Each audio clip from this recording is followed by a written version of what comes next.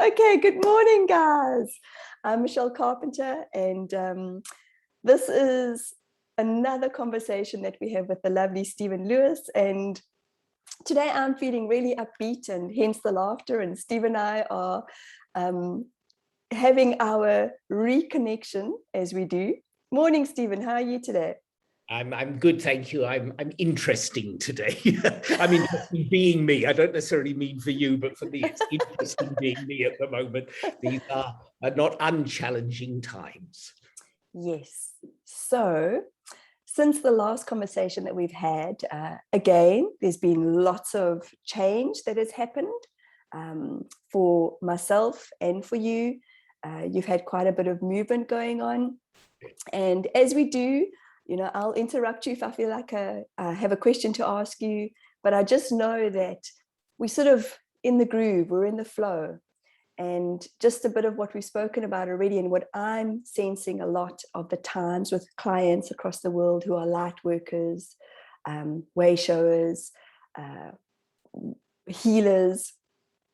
I'm learning, and I don't know if you are relearning or re-knowing, but I'm re-knowing my truth. And I've been setting some strong boundaries. So let's kick off with that. What are boundaries to you, Stephen? Just a bit of fun. Boundaries are just a bit of fun. I'm not bound, actually. The joy of my life, especially in the last 35 years since I learned I had this healing gift, is that I tend to walk through boundaries without even recognizing they're there. There was that moment of revelation when I knew what the more was. And from that moment onwards, I was able to trust in a way. In my childhood, in all of my early life experiences, I was taught not to trust. I was taught that I wasn't trustworthy. So to have that extraordinary sensation of knowing that I could trust the universe and it would look after me, and it has done extraordinarily.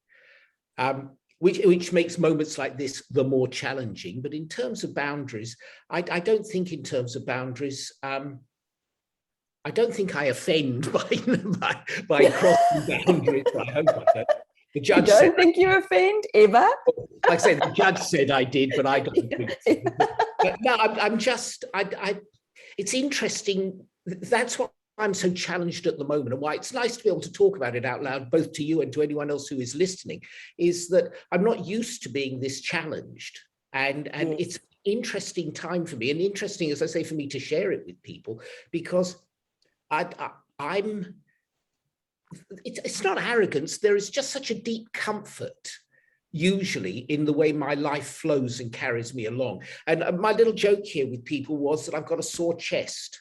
In the middle of this awful pandemic, I've got a sore chest because I keep standing there on my balcony and going, thank you, God, thank you, God, thank you, God. I feel so blessed and so lucky. And so I'm a little bit sore from just, constantly reminding myself of how blessed I am. And then suddenly it just evaporates and there is a shift. And what I know from this whole journey is that there will be a happy ending. I love that expression. There will be a happy ending. That it will sort it out. No, out. people, we're not in Thailand, just so you all know. They know. But I know it will work itself out. And I know that when the foundations have to be shaken up so that I can be shifted, that it's particularly uncomfortable for me, because I tend to enjoy, I had the best part of 20 months of Groundhog Day, where every day was me repeating the same things I love to do from morning to night. Thank you, God. Thank you, God. Just so as delightful. What's your sense that this has all changed for you? Is it the energetic shift that's happening around the world? What's your sense as a healer? Because I was called out yesterday on, and it's a word that I've heard a few times, about spiritual bypassing. And I was called out by a friend that I'm still learning what boundaries are for me and speaking my truth are for me. And sometimes it feels really uncomfortable. So basically, I'd sent a text message to this friend, just saying I'm going through a lot within myself at the moment, and I feel like I need to see who's on my bus. who do I want in my bus and who do I want not in my bus? How much space do I have in my bus? I was given that analogy. And this friend came back with, oh, I just felt like it was she didn't use the word spiritual bypass, but it was like, because I said to her, we'll always be connected, which we are in my world. I know that we're always connected, even though you and I haven't spoken, we didn't speak a lot throughout lockdown, but we're always connected. That's just my sense as somebody who works out in the field, in the quantum field. At the same time, though, we're still humans having a human experience. So what's shifted for you? What's changed for you as the healer that you are? As is always the case when you ask me those questions, I look and I don't get a specific clear-cut answer. Mm-hmm. I'm in the middle of it, so I don't know what has changed. Everything has changed because nothing feels exactly the same as it was, except, and this is something I so much wanted to talk about today, I am still having magic and miracles. Mm-hmm. And the magic and the miracles are the affirmation that at the very core of my journey and the universe's journey, that we are still on track. It's just not the track we want it to be. And as just a complete throwaway example of it was the other night at 5 to 6, I switched the television on because I wanted to see the news and see what was happening. And there was a farming program of some description. And there on the television was the rear end of a cow. And I moved my eyes to there, and there outside my window in my cottage was the rear end of a cow. Wow. And it's God's sense of humor. And this is what sustains me, whatever is happening. I am constantly, daily sustained by little moments where something happens and I know that I'm being taken care of. I know that the universe is watching me, and that if I'm not getting what I think I want, a little boy who's unhappy about it, that these things can't happen if you're not on your track, if you're not on your journey. And I took a picture, as I always do. I'll come to that in a second. And just this extraordinary synchronicity that there would be the rear end of a cow on the television, just randomly switched it on so I could watch the news at 6. And there outside my window, 10 feet from the window, was a cow with its rear end pointing at me as well. Yes. It's just glorious. And in the last 7 years, I have on my computer put all the photographs of magic that I take, and I take pictures. It can sometimes just be a picture of the radio in the car because it has said something that I was thinking about 5 seconds before, and it's used the same word. And I know that it's again me being in the flow. It's the universe just going, got your back. Yes. And I realized that I've had and photographed I think it was 1,200 days, and one every 2 days actually photographed a magic moment at least every second day of my life. And there's a picture there to prove it, just like the one we talked about last week with the rainbow, that yes. On my journey to your home, there was a rainbow that dropped down almost on top of your home as I was a mile away. And how much do you want the universe to affirm for you that you're in the right place and doing the right thing if the universe can be bothered to construct a whole rainbow just to make the point that you're going to the right place? Yes. And this is what sustains me. And when you ask about boundaries, things like that, it tells me, the universe speaks to me in a way that I have learned to listen to shut up and listen to, and to witness. And each time I have a magic moment, I return to my center. It's interesting because I've not said that, I've not thought that before, but that's the truth. That's what these conversations are about. I come back to as authentic a me as I can be in that moment, because I'm reminded at the core of my being of who I really am, and whatever superficial things are irritating me or just out of whack for me. Magic moment, like I say, every day, every second day, sometimes 3 or 4 a day, just little reminders that, and it's there for everyone. But you have to shut up and you have to be willing to acknowledge it, not so busy that you don't. Yes. And when we were chatting before I started recording this, if you don't mind me saying this, you had mentioned that you were agitated. Yeah. And this is, for me, so important because so many, and this is just in the world that I live in, people assume that I'm always on, I'm always out there. And like I've had messages before where I've spoken up and I've said, well, this is, you know, who I want on my bus, or no, this isn't okay for me. And I'm not going to go into the long-winded about it, but it's, people will then come back and say, oh, well, I thought you highly intuitive. I thought as the healer, Michelle, that you should have gotten this before. And I think, really? Really? Like, people, I'm yet to be a human being. So I feel it's so important to mention that as we're sharing and you're sharing your beautiful journey and your story, it's so important from my perspective for people to know that we still are living a human experience. Like you said, you were agitated and you didn't know why, and could be lack of sleep, or if I could say, I am inundated, and I don't even know why, because I don't tend to do them, but I'm inundated with emails from different healing groups where there are workshops, lectures, all sorts of things going on all the time. And I struggle with this, because when you are being told who you should be and what you're doing wrong, and I know this is hugely judgmental, it's how I feel about it, that this is what you have to do. And like I said, there are hundreds of them being offered to me every week. I mean, literally, it feels like there are hundreds of them. And I struggle with it because it doesn't feel as if it's how you reach people, that you can lecture people till the cows come home. Oh, speaking of which, I've got cows outside my window. But you can lecture people forever about this.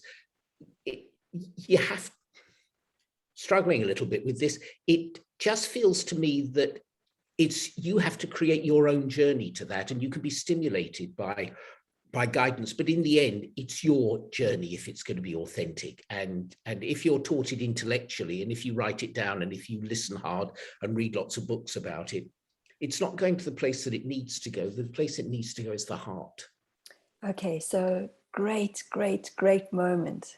Okay, how do people who are starting on their awakenings, their enlightenment, their alignment, whatever we want to call it, the becoming of themselves, how do they step into that space of their heart? And let me give you the answer. And the answer is in acknowledging that they're fucked. The whole journey begins in the moment that you say, and for me, and let me just have another aside on this.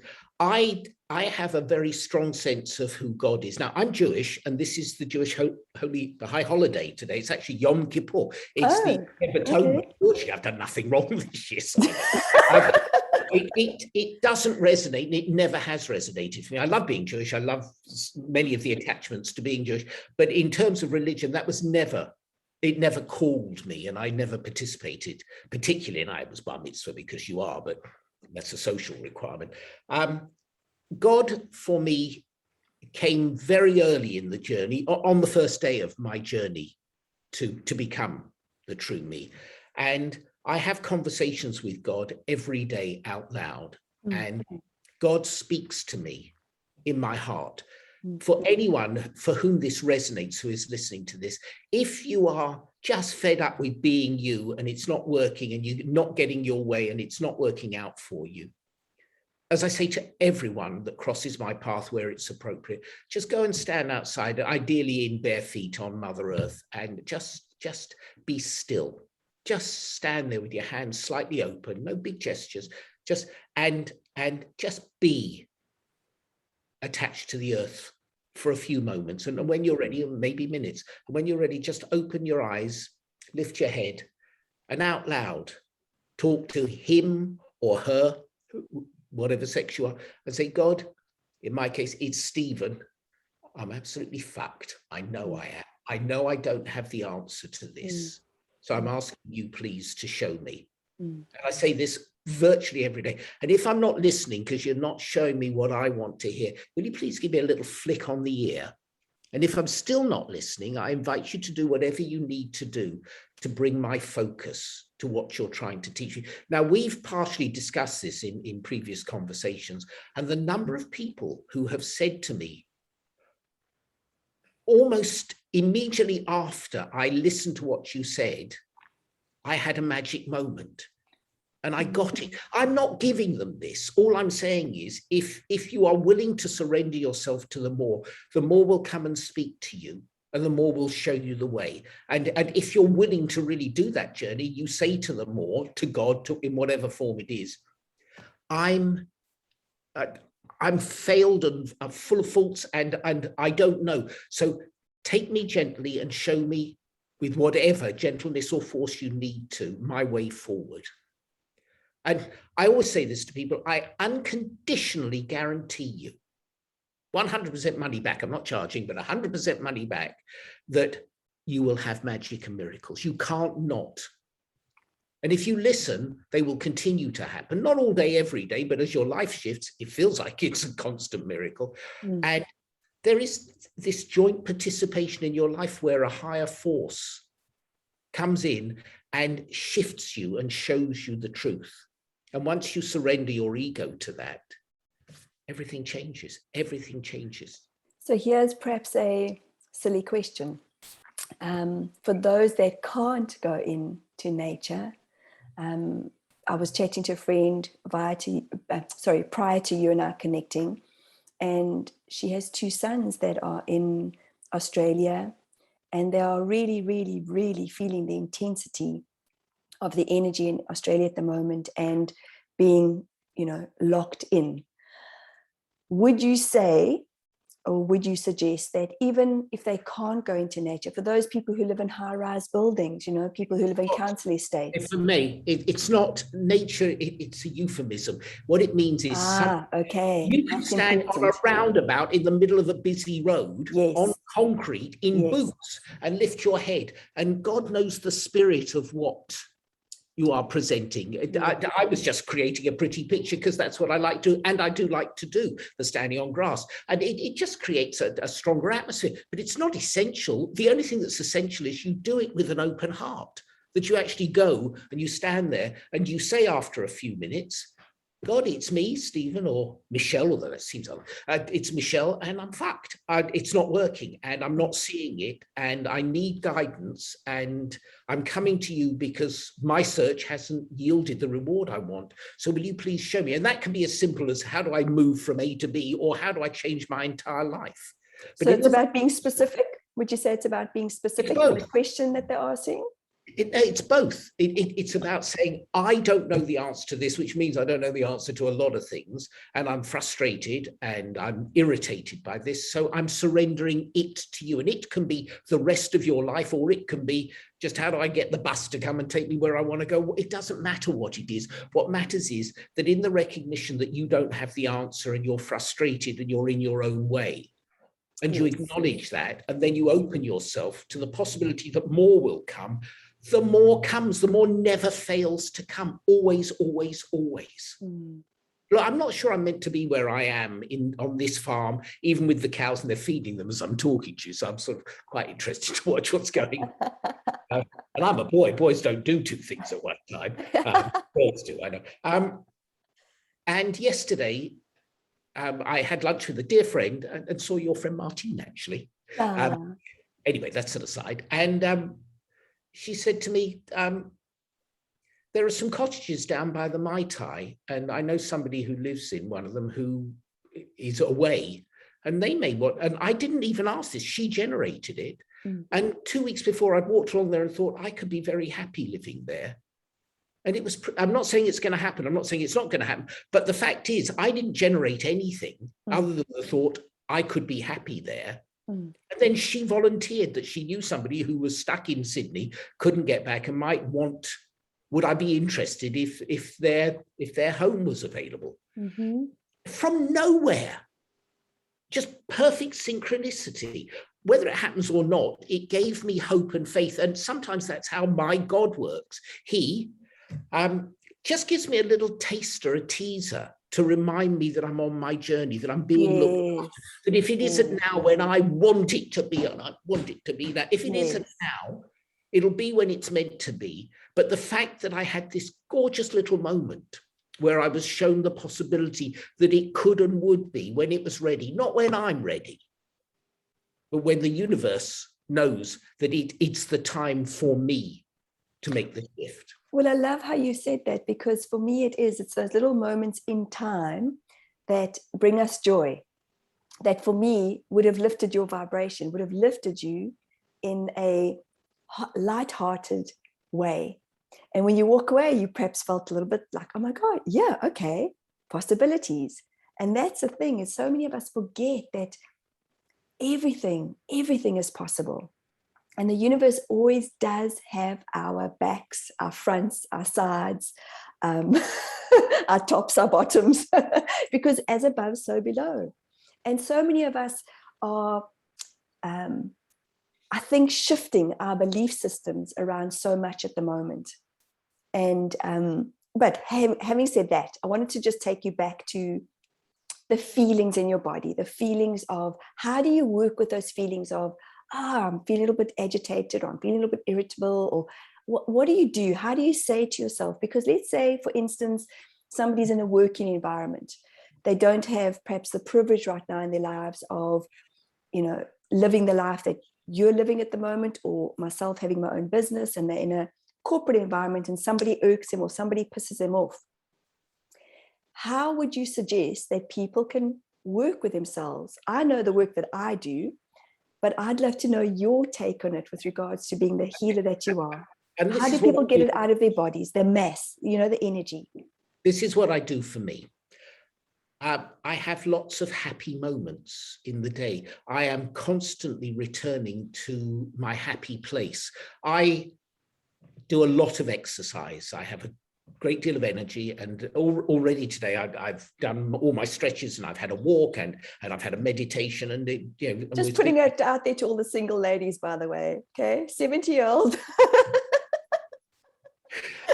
who has a lot of energy.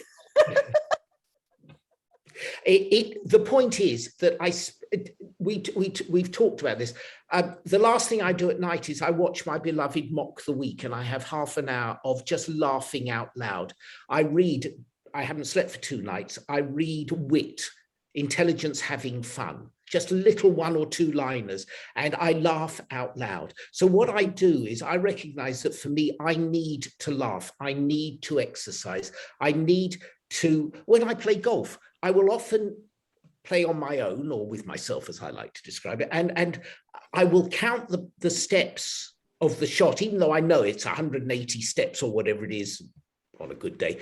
I will count it to stop me thinking, so that I'm just in the moment, and I've taken my brain out of it by giving it a task to do. When I walk, I've got to stay upright, and I've got to look at the animals, and I've got to look at the view, and all those things. So it stops me from thinking. It's not that it would be very foolish to deny the existence of things that are out of balance in your life. They are very addictive. And, one of my absolute favorite expressions, the devil loves the middle of the night. The devil loves those times when you're most vulnerable. She, in your head, he in my head, loves those times when we're most vulnerable to feed us with our fears. And that happens every day, and sometimes it happens all day on the worst of days. But what I know for me is, if I do the things that I love to do, and I do them frequently through the day, it doesn't have to be for long periods. I'm indulgent, I can do. I get, for somebody who's got children, a husband and a business and all of those things, it's another matter altogether. But it's still having the consciousness to not allow yourself to be that you all day long, but to take time out. It can just be having a cup of coffee. It can be running up a mountain. It doesn't matter what it is. It's having time where you remove your brain from that line of thought, and if possible, go into your heart. At the moment, my meditations are very lightweight. I lie down, I have my own music, which came to me as a gift, just mentioning, and I lie with my hands on my chest covered, and sometimes I will just disappear almost before the music starts. And sometimes those demonic thoughts will be there the entire time, and it doesn't matter how many times I say my mantra, they will creep in between the mantra. Because that's the way it is. I get it. What I know from my journey is nothing lasts that long. That it doesn't matter how negative situation is, it will resolve itself and move you on to the next place. If you're getting the message and you're shifting with it, then it tends to get easier. And if you're not, then you have to go around, do it all over again. And I know I'm a very slow learner, that I have had to go round and round and round, but eventually I get it. And I'd like to think that because I'm a slow learner, when I get it, I do get it. Yeah. And the original question was, how do people, what was the original question? How do people? how do they get into their heart space, into their heart center? Yeah, always the same answer, the heading for one of our conversations: shut the fuck up. And what happens if they don't know how? What happens if they grow up in a chaotic life? What happens if they addicted to substances? What happens if they numb, Stephen? What happens if they numb and they don't know how? A door will always open. You know, if you're an alcoholic, there is AA. If you're a drug addict, there's NA. If it is your journey to take and use the experiences of today to help both yourself and others in the future, then the journey will open for you, and you have to have huge courage to take that first step. But that door is there, and if you ask and take your head out of your ass, you will see it in front of you. Now, you may not go through it the first time or the 10th time, but eventually you either will or you won't. And if you do, it begins a journey of reconstruction in your life, where you get to teach the only thing you can teach that's unique to you, and that is your life journey. That's all I have to teach, because I can't, you know, we've talked about being autodidacts, that both of us not able to learn from external sources, but only able to learn from our own journey. I only have my journey to teach. I only have the pain of my childhood and the recognition of how it worked, how I bought into it, what I did to perpetuate it, and what I started 35 years ago to heal. And it's never healed, it's just in the process of healing. And that's I love that. I love what you've just said. It's in the process of healing, because that takes me back to what I was saying earlier on, how people assume that I've got it together, you've got it together because you're living the life that you love. Yet you're still healing. There's still parts of yourself that are, or however, how do you explain that? I look at it as parts of myself that are healing, and the grieving comes up for whatever moment in time the grieving needs to happen. And for me, grieving is I shed tears, but I realize that I'm not staying in it as long as I used to. It's like, I feel it, even the frustration sometimes, or the irritation. I think, oh my God, I'm irritated. All of a sudden I'm irritated with my husband or my kids. And I think, oh, it's just a moment in time. Oh, it's past. But it's not staying in it, which I think so many people stay in it for far too long. And I was one of those for a very long time. I thought like, you know, like devastation, my life is ending. And it would take me quite a while to come out of them. But I mean, a day or two of honestly trying to stop myself from crying. And I don't even know where I was going with that, but it's so important that I feel in these conversations that people really know that we're on this healing journey and we're learning continuously. If you're doing what I said, if you are allowing yourself moments to stand back and observe yourself, you know, you can say, you know, on the even 2 hours, you know, 10, 12, 2, 4, 6, 8, 10, when you see the clock has just gone past 2 o'clock in the afternoon, you say to yourself, I'm going to take a step back for a moment, irrespective of what's happening, irrespective of whatever the world was. It doesn't have to be the exact moment. And you say, I'm just going to check who I've been for the last 2 hours. And just in breaking the thread for a moment, your heart opens. And I cannot stress this too strongly, because it's my only truth in this. And that is, no matter how hard I work to screw my life up, as long as I am giving time and space for my heart to speak to me, and I'm willing to hear it, I know that ultimately it will take me back. I'm always on my journey. I'm just slow learning again, the kind of guy I am. It's intention. If you have the intention, then you will still always be you, the little boy in me, the little rascal, the, you know, whatever he is. He'll always be there, and I love him for being there. There are just times when he's not necessarily the more appropriate me to deal with. You learn over a long journey Yes. to not indulge him. To begin with, you tend to. Yes, but it's all right. It's me, it's all right. It's not. And it's when you realize that, it's first of all, you see it in other people, and you say that's not acceptable. And then you realize that you do the same thing yourself. And it's in consciousness, it's not in perfection. Yeah, all these courses and things, they're selling you an ideal of perfection. I'm being extreme here, but this is how you do it. That's how you do that. No, it's just a step on the journey. It's not the conclusion of the journey. It's the beginning of the journey. And if you're blessed and you take something out of it, and why would you not? It's a step towards a destination you never reach, because this is earth, not heaven. But if you have the intention, and if you have consciousness, and if you take moments each day to stand back outside of yourself, and even, as I say, with me, I know how God communicates with me. He makes me laugh. Funny things happen to me all through the day, just little moments. And because that's my sensitivity, I'm more aware of it. And that's what brings me back to a point of standing outside myself and looking at myself, and also of just allowing the joy in my heart to come out. Yes. And that heals me. Yes. And, you know, with me being a channel and channeling the Council of Eight, they have such a sense of humor. The consciousness out there has such a sense of humor. And that's what I love, because if they could, they would probably have the phrase, you know, oh, we're taking the piss. You humans are so funny. And I often hear that from them. You humans are so funny. You make things so complicated. And I think, we just did.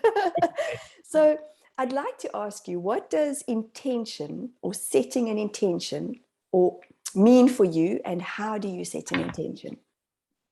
Again, you're asking me a question. And a few questions, damn it. Again, and it always, not always, but most tends to be the answer. I don't consciously set an intention. I have an awareness. Okay, so I'm going to stop you there. I'm going to stop you there. So based on the house that you're in right now, okay, you've moved back into the space you were in after. No, I haven't. Sorry, no, the property. You're on the same property. Sorry, I mean to say that. So you're in a different little home, cottage. Yeah. What was your sense in going back? Because has it been about 3 or 4 weeks, I think, since you've moved around and you've gone back? Probably a month, maybe a little more than that. What was your 16th? It was today. It was literally a month ago today. Wow. Down How after I had dinner with you. Yeah. Be careful if I invite you to dinner, guys. yeah. Don't go. Yeah. But yeah, so you've gone back. What was your sense in going back, and how did you feel in going back to the land, to the property? Well, first of all, the door opened. Yes. It was as simple as that. The lady whose gorgeous house overlooking the harbour here I was living in was coming back. I knew something needed to shift, and bugger me, it shifted. And just a gentle conversation with one of the lovely women who runs the farm, and she said, "Oh, so and so has just announced they're leaving, and their cottage will be available on so and so, and so was the day I had to be out of where I was for this woman to come back." So was that setting an intention with your thoughts, would you say? No, it wasn't. What I did was I got out of the way of it. Worst way, I've gone and stayed in a motel. It wasn't as if I was out of options, but it just presented itself in the perfect moment. What I had said was, universe, show me where you want me to be, and always, and if I'm not listening, or it isn't quite what I think I want, flick my ear. See, it works, and gain my attention, because I want whatever is next to me. And if not, flick yourself. What seems to me in the moment is that there is an energy here that I am not comfortable with on a number of levels. Yes. And I may have needed to come back here, possibly for not too long a period of time, so that I could be clear that this wasn't for the longer period. And I saw a lawyer yesterday about visas and extensions and all sorts of things, and I have options, so it's unlikely that I will have to leave in mid-November. Interestingly, 11/11. Have we spoken of 11/11? No. So I need to come back to 11/11. Yes. Not now, and your fairy godmother, as well, we need to speak about. Yes, we got lots. It's an endless conversation. But in the moment, yeah, it's 11/11 that my visa expires. But I can. There are a couple of different things that might be on the table, and one of them certainly will see me here longer than that. And I can't feel that the world is a place that I want to be out in at the moment. And if I've served the winter here, and it's harder than I thought it was going to be, and much harder than it was last year, then I deserve the summer. Or I say that if I'm not meant to be here, then I won't be here. But my sense being here is that I am unsettled. That may be external forces. It may be the larger, in which case everyone is unsettled. And you're talking about it. We're all talking about it. And maybe wherever I was in this moment, I would not be completely settled. But there is just this sense. It's not a thought, it's just a feeling. This is not where I'm meant to be for the extended future, but maybe, well, clearly today it is, because we're having a conversation here, so yes. I'm meant to be here now in this moment, and irrespective for anyone, where you are is where you're meant to be in the moment. If it's because you didn't get the message to move, then that's your responsibility. If it's because it's on your journey, which I would hope is the truth for me, and if it isn't, I'll be shown that I needed to come here temporarily so that whatever was next for me in the right moment would be made available to me. And that does tend to be what happens over and over and over again for me, is that the door opens when it's meant to, not when the little boy wants it to. Yes, and you said something really profound, which is it's in the feeling. You've had a sense, you had a feeling that, and something would have not felt maybe at peace inside your body, would you say? There was, and yes, you've gone back, but it's now getting more that sort of that feeling of, well, what is this for me? Okay, maybe, yep. So sometimes would you say, like, even in the confusion of what the feeling may be, you might have taken a sideways step, because that's how it might feel, or would you feel like it's a forward step into a different direction, not the right direction, a different direction of where you're meant to go? Don't know. What I know is... Oh, Stephen, you're here to help millions. If you don't know, how the hell are we going to know? No one knows. That's the whole point of it, is you don't know until the moment that you know. But what came to me was, and it's a much bigger subject, it is a sense of dis-ease. I'm a healer. I have an energy in me. What I learned very early on in my journey was that almost, not entirely, but almost all disease originates in dis-ease, or at least it did for everyone that was presented to me. So I can't speak for the universe. I can't speak for everyone out there, but what I know is whoever came to me when I was actively doing healing work with sometimes 3 people a day for 3 hours at a time, was that whatever the physical problem they presented to me as part of why they had come, that its origins would be in dis-ease rather than disease, because that's who I am. That's why they were presented to me. Had they, doesn't matter.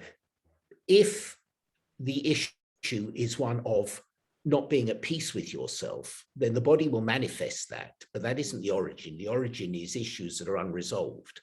So that's my comfort place, is even in my discomfort, is knowing that if I'm dis-eased, that I need to trust that, not necessarily to intellectualize it and work out what it is, but to sit with it, knowing that it will eventually explain itself to me.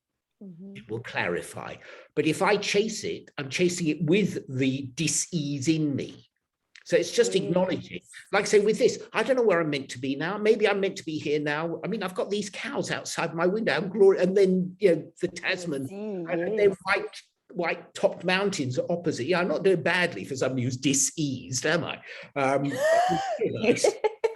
But I'm not at peace with myself here. And that's what it's felt like the whole time I've been here. And as I explained in one of our previous chats, there have been issues here with people not being well, and my cottage burning down, all sorts of things. And maybe this was just to clarify that for the rest of this trip, I'm not meant to be here. I'm meant to be maybe down by the Mai Tai, where that cottage might be available or might not be. But it opens me to the possibilities of more. And again, that's all I've got to teach is if you open yourself to the possibility of more.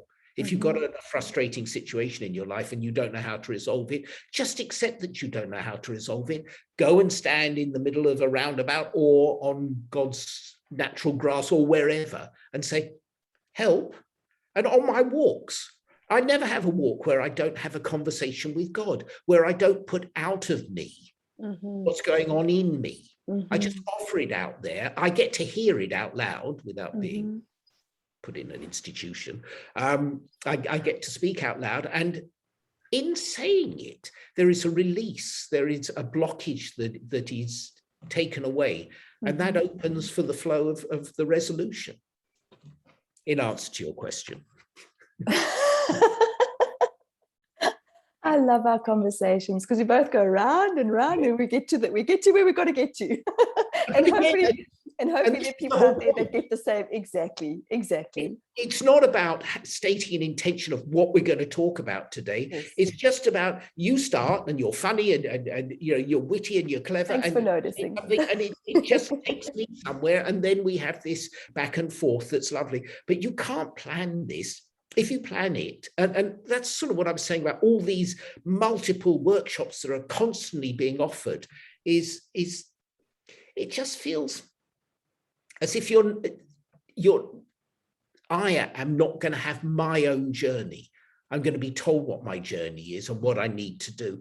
And I don't feel that has, for me, the long-term benefit that I need, that only traveling your own journey to resolve things. I hear you. And are they healed? Yes. So what happens if people that are on their journeys that happen to look at these different workshops, again, for me, it would be a feeling of, feeling into what feels good and aligns for a person from their heart space. Because in my understanding of my world, I most certainly brought different people that I liked that would teach in different workshops. Like, that's been part of my journey. And I've realized, again, even with these different teachers that I brought into my space, that, again, we're all human. They're human. Okay, they're not, because I've come from a background where I put people on pedestals because they teach these workshops, or they're gurus or whatever, and we're all equal too. And that's what I like to share with my clients is, guys, we all have the knowing. We've all come from the more, as you put it. Nobody told us in our mother's stomachs, okay, now baby, grow a freaking toenail. Oh, no, grow the second one. No, grow the third. Oh my God, you've got 10 toes. I forgot. Yes, we need 10 toenails. We just grew from this beautiful, beautiful source. And where I was going with that is, would you suggest to people with all these workshops that are out there, it's feeding into their heart space as to whether this might be their next step up, but still staying in their knowing, in their, for want of a better statement, their truth? Because it's just, it's some people learn differently. And absolutely, you're blessed to have had 35 years of amazing experience. Let me say this because it's important. It's also part of what today is about. I absolutely get that. I'm only coming from my perspective. That's all I'm offering anyone is my perspective. There may appear to be judgments, and I'm slightly embarrassed because it sounds hugely judgmental. It's only judgmental for me. I'm not telling other people not to do it. What I'm saying is, it's me presenting myself. That's all I've got to give people. It's not what I've learned. It's what I've experienced. They're not the same thing. And what I wanted to share, because it came into my mind just from nowhere, and I can't tell you how long ago it was that I last thought about this, was at the very beginning of my journey, this will take about 5 minutes, so sit back and relax. I was at a party on a canal boat in London, and there was a guy there that I knew as a depressive, and he was very up and happy, and I said to him, what's happened? And he said, I did a workshop and it changed my life. And I needed my life changing at that point. I rang him the next day and got the details, phoned this number, and a man answered. And the next thing I know, I've given what today might be $1,000, $2,000. and booked myself into a workshop that started 3 days later, a 5-day workshop. I had no idea what I'd done. It just sort of happened.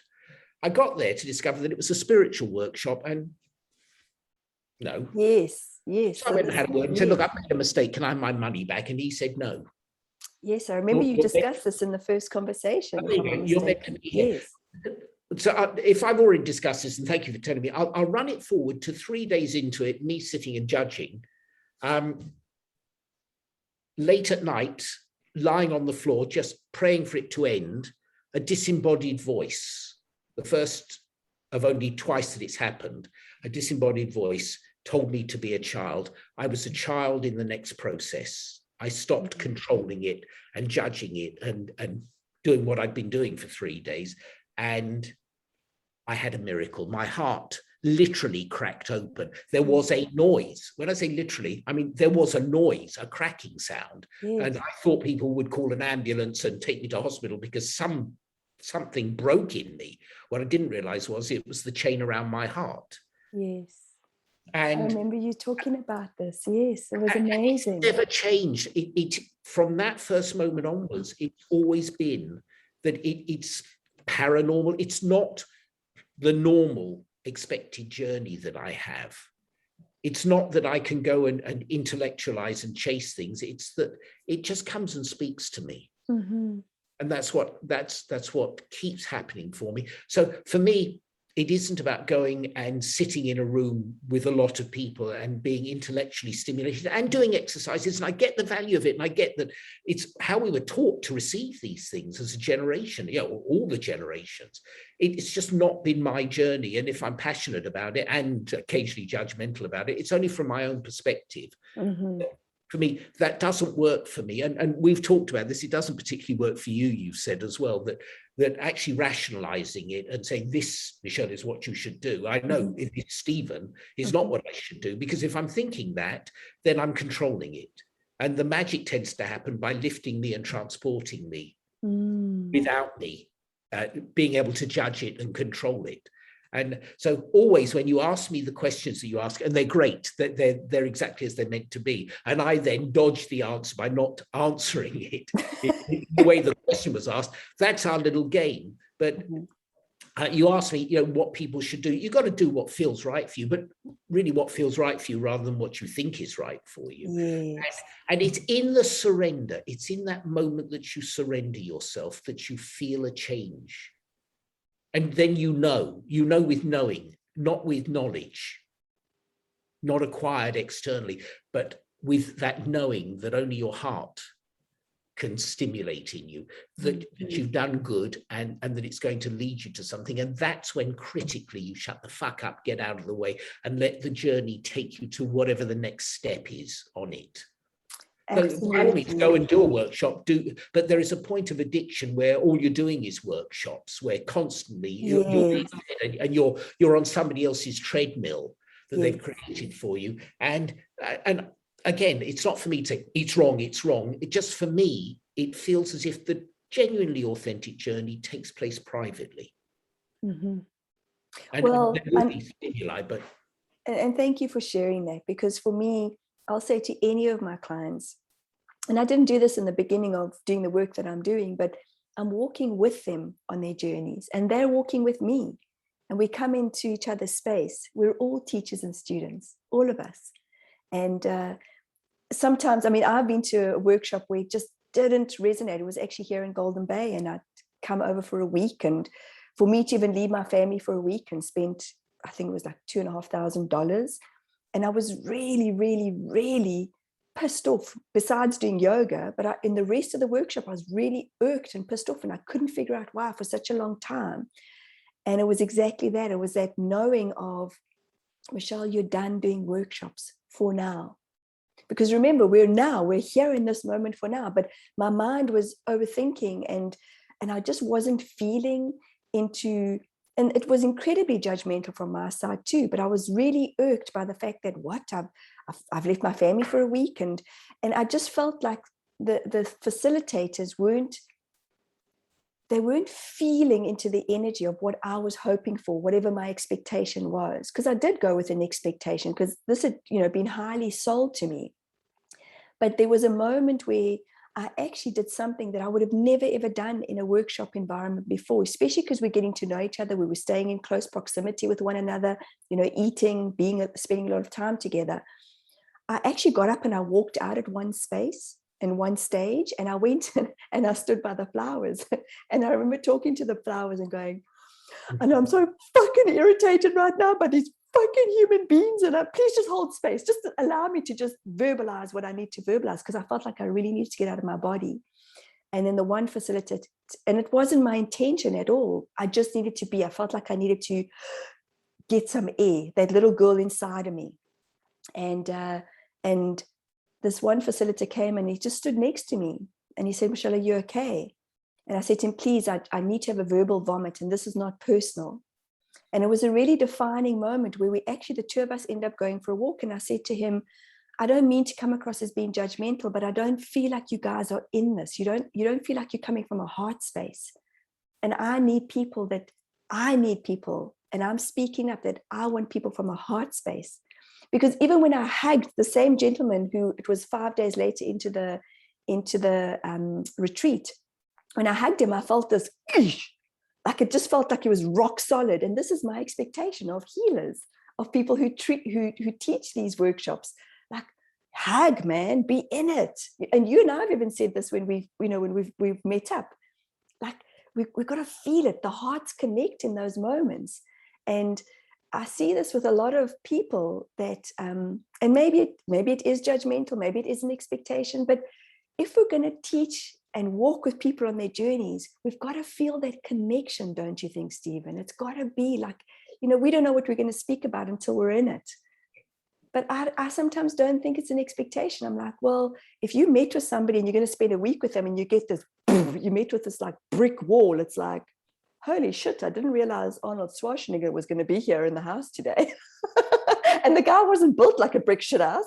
He was kind of tiny, but I was like, I immediately felt that energy and I was like, whoa. And so it was a beautiful moment by the end of the week where we ended up going for a walk down the beach, and I felt heard, and something in this gentleman shifted for both of us. Energetically, there was an exchange. And sometimes it feels freaking uncomfortable. Sometimes it feels like, that dis-ease in the body, because I could just feel like I was, doing warrior pose, and you're in yoga for an hour and you're like, I'm still not shifting, clearly still in my head, not in my heart space. But I'm realizing, and out of that journey, it was a moment of sitting in silence and going, Michelle, it's okay, you have it inside of you. Trust yourself. So they're out there. I mean, it's what I teach. I teach Find Your Joy. It's a beautiful workshop, but it's teaching and showing people that they have it inside of them. I'm just walking with them, planting little seeds as you're planting seeds in these beautiful conversations. You're planting seeds and the seeds are growing. And I think that's what's so beautiful, is that, this is everything I could have wished it to be today, because we do judge, and that's okay. We have moments of frustration, irritation, and that's okay. Yet we go back into the more, we go back into our heart spaces. And that's the most beautiful place to be, isn't it? It is. Yeah. So is there anything else you'd like to add to today? I think we've done our dash today. I think so too. So Lovely. from my heart to yours, Stephen, once again, I'm grateful for these connections. I'm grateful for these conversations. And guys, if you feel like you need to reach out, you feel like you need us to hold your hands, walk with you, please do. Please let us know. Let us know if there's any questions that you have in these conversations. Because if I don't have the answers, I'm hoping that Stephen does. And please let us know how you feel about these interactions, because we most certainly are enjoying them. And that for me again is a reminder of the ripple effect, isn't it? Because we're in it together. And you most certainly, you lift my vibe. So please like and subscribe. I always forget to ask these on the YouTube. And if you have any questions about these conversations, please let us know, and we'll talk about it in the next one, and the next one, and the next one. From my heart to your heart, Stephen, over to you. Thank you. It's great. Awesome. Next time. Awesome. Bye, guys.